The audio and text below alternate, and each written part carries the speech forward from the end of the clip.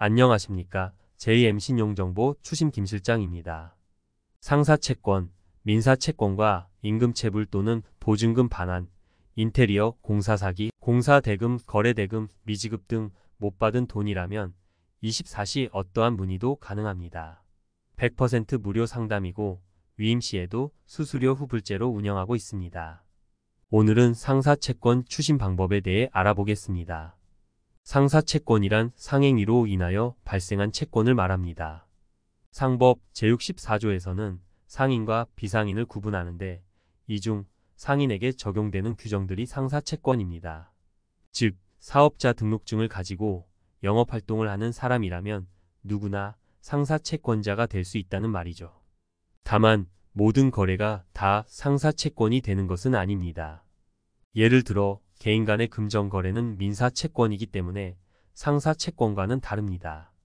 또한 물품 대금 청구권 역시 물건을 주고 돈을 못 받은 경우에만 상사채권이고 물건을 주지 않고 돈만 준 경우라면 민사채권이므로 상사채권이 아닙니다.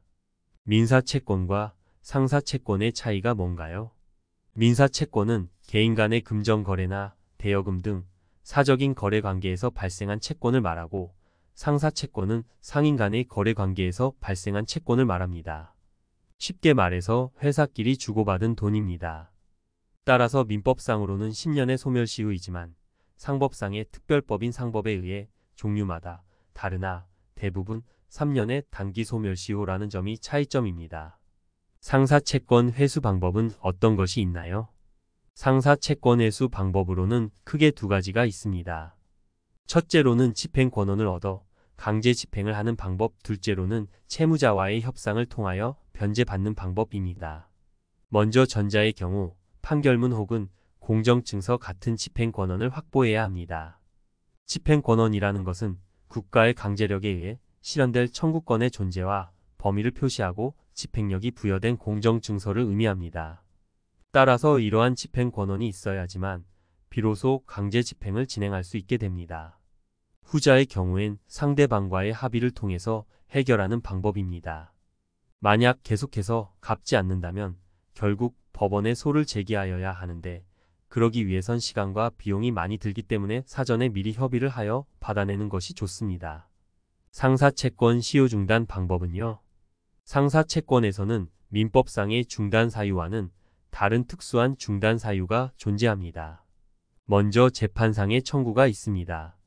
소송 제기나 지급 명령 신청 같은 것이 있죠. 다음으로는 파산 절차 참가입니다.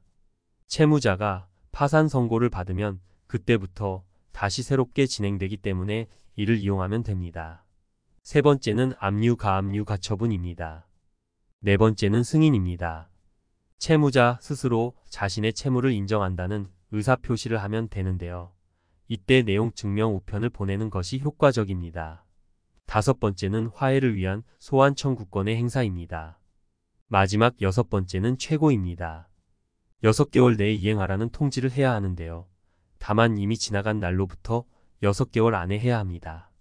상사채권은 개인 간의 대여금처럼 민사상 권리관계이기 때문에 특별한 사정이 있지 않는 한 판결문 없이도 돈을 받을 수 있다고 생각하시는 분들이 많습니다.